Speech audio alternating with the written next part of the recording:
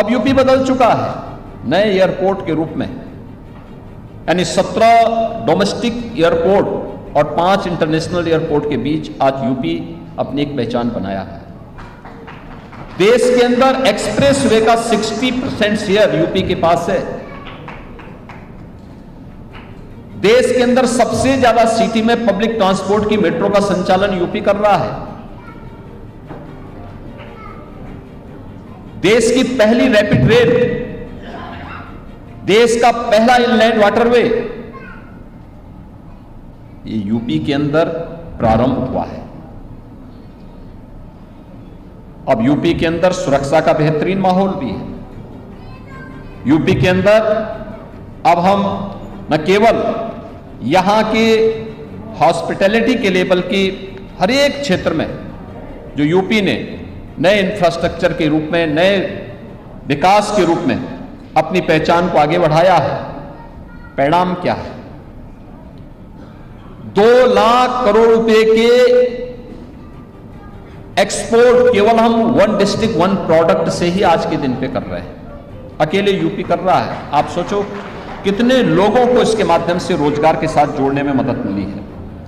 और इस प्रकार की सुविधाएं हम सबको, न केवल आम जन को, और चाहे वह शासकीय हो या फिर आम जन हो, उनके लिए एक बेहतरीन आयोजन के अवसर तो उपलब्ध करवाते ही हैं, लेकिन रोजगार सृजन में भी उनकी एक बड़ी भूमिका होती है।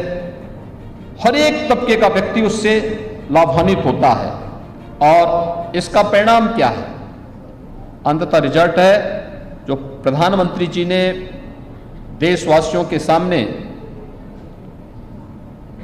विकसित भारत की जिस संकल्पना को रखा है, हम लोगों ने भी उस कड़ी में यूपी को जोड़ा है।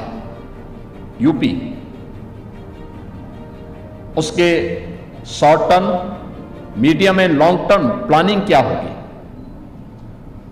29-30 तक यूपी को $1 ट्रिलियन की इकोनॉमी के रूप में स्थापित करना। जब ये देश अपनी आजादी का शताब्दी महोत्सव मना रहा होगा, तब विकसित भारत के लिए विकसित उत्तर प्रदेश, और विकसित उत्तर प्रदेश के लिए इस प्रकार की हॉस्पिटैलिटी के बेहतरीन केंद्र भी अत्यंत आवश्यक हैं। और उन स्थितियों में लखनऊ को आज जो यह सुविधा प्राप्त हुई है, मैं जिसकी चर्चा बार बार कर रहा था कि 1 डिस्ट्रिक्ट 1 प्रोडक्ट के बाद हम लोगों ने 1 डिस्ट्रिक्ट 1 कुजीन की तरफ आगे बढ़े हैं। और लखनऊ, कोई व्यक्ति वैसे ही नहीं हंसता है जब उसके पेट में कुछ हो, और लखनऊ से ज्यादा इसके बारे में कौन जानता है? आपने देखा होगा अभी लखनऊ को क्रिएटिव सिटी ऑफ गैस्ट्रोनॉमी के रूप में यूनेस्को ने मान्यता दी है, लखनऊ के खान पान को लेकर। यानी यूनेस्को लखनऊ के खान पान को स्वीकार कर रहा है, लखनऊ की परंपरा को स्वीकार कर रहा है और उसको मान्यता देता है।